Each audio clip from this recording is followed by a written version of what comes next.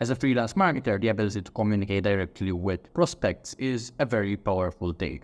What if there's a way to increase client inquiries by 20%? Or even to re-engage with past clients and show them what skills you've added to your arsenal?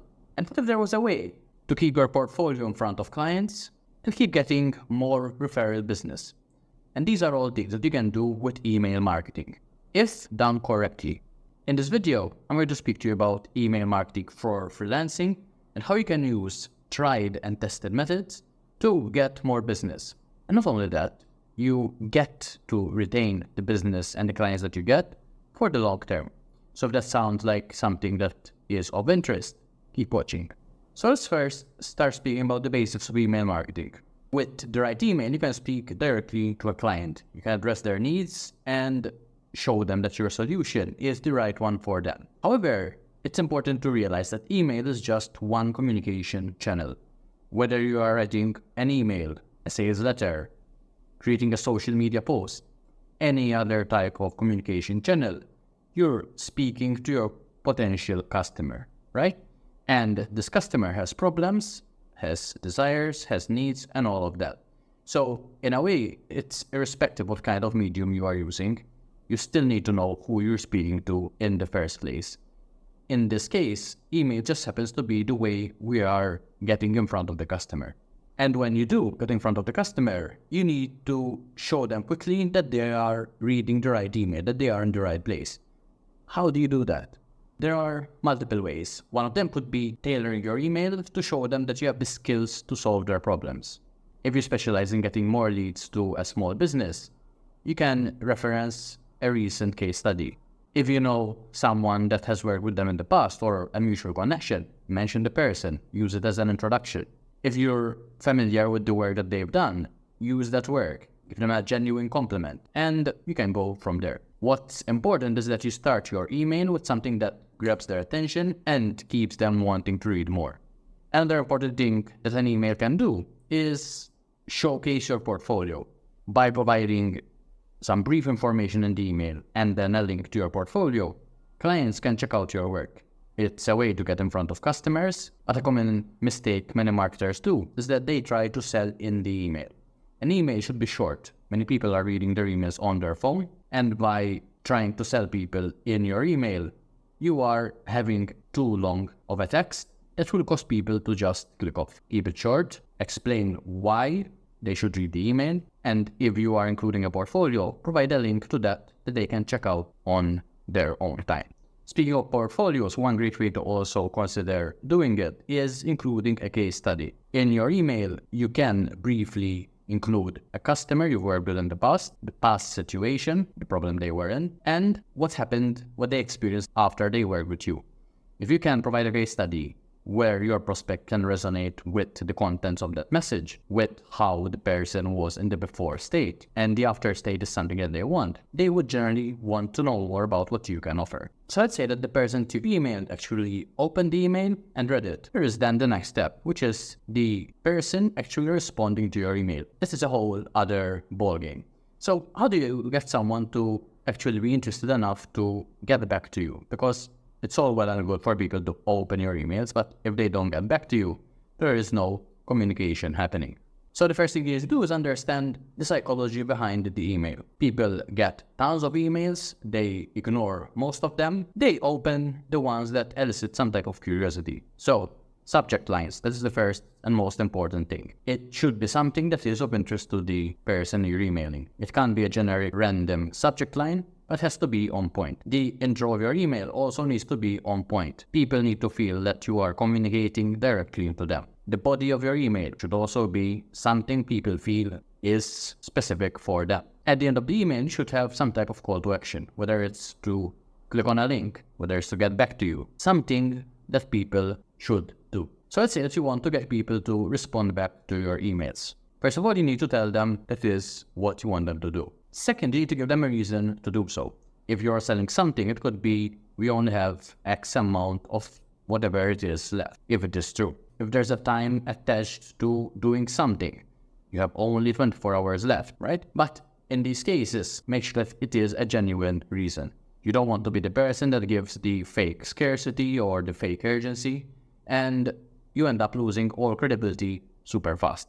The best way to actually get clients to respond is to create emails that focus on the clients. And by that I mean many people create emails that focus on me, on them, and what they can do, rather than thinking about the problems the customers are going through and the solutions they can offer. If you contact a small business owner and they're not getting any leads on their website, the problem is that they are losing money. So even if you do SEO writing or even if you do lead generation, the ultimate thing you're solving is the business losing money, the business not getting enough sales. So addressing that in your email should be the thing that you do. It's good to focus on the tactics of what to say to get people to respond. At the same time, the overarching strategy should be to focus on what the client or the potential client really wants. Whether it's through an email, a sales page, a social media post, ultimately, it's just the way you have conversation with someone that you feel that you can help. If you can articulate what you're selling, the solutions you are offering, well, the client will have no reason not to get back to you because they understand that you can help them. So in February 2024, Google introduced some strict regulations. The idea is that the people that were spamming with any type of email, but especially cold emails, which is when you send unsolicited emails to someone on the internet, the aim was to reduce those as much as possible, to overall reduce the spam that people were getting. If you are a marketer, even if you are a genuine freelancer, a genuine graphic designer, a genuine whatever service you might be offering, you might still be hit when sending emails. You will be sending emails, you're thinking you're sending X amount of emails, but many of them would end up in the spam folder. And if we have a look here, Gmail introduced this new Gmail protection for safer, less spammy inbox, starting in 2024. And the idea is that bot senders will need to authenticate their emails, allow for easy unsubscription, and stay under a reported spam threshold. So I'll put a link in the description of this video. And the main ideas is that, first of all, you need to validate your emails. And there's a link in here about how to authenticate your emails with standard best practices. There's a link to set up these records. So there's records like the KIM, which are attached to your domain, and a few other records that you should be including when sending emails. Another thing is you enable easy unsubscription. So people should be able to just click one link and unsubscribe if they want to. They shouldn't have to jump through hoops and loops and endless clicks to unsubscribe from your emails. And finally, you need to ensure that you're sending wanted emails. And the way that is tracked is that you need to stay under a certain amount of boarded spam emails. If you don't, you will have problems with email deliverability. So according to this Google file, it says that Gmail will require the following for senders who send 5,000 or more messages a day to Gmail accounts. So it's not something that, in a way, small freelancers and small business owners need to really worry about. But at the same time, it also helps to be in line with these regulations, have the right records, easy unsubscribes, and stay under a certain amount of reported spam emails. The main idea here is that you focus on quality over quantity. You want to send emails to people that are really interested in your services and not just shooting off emails like there's no tomorrow. You want to send emails to people that might benefit from what you are offering, which is the whole idea of quality. How do you do that?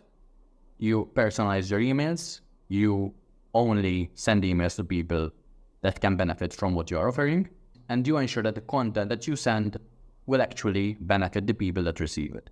If you do that, email marketing can be a great way to move your business forward, to get more business, and overall to have a channel that can help you reach more people. I hope you found this video useful. If you did, hit the like and subscribe button so you don't miss future ones.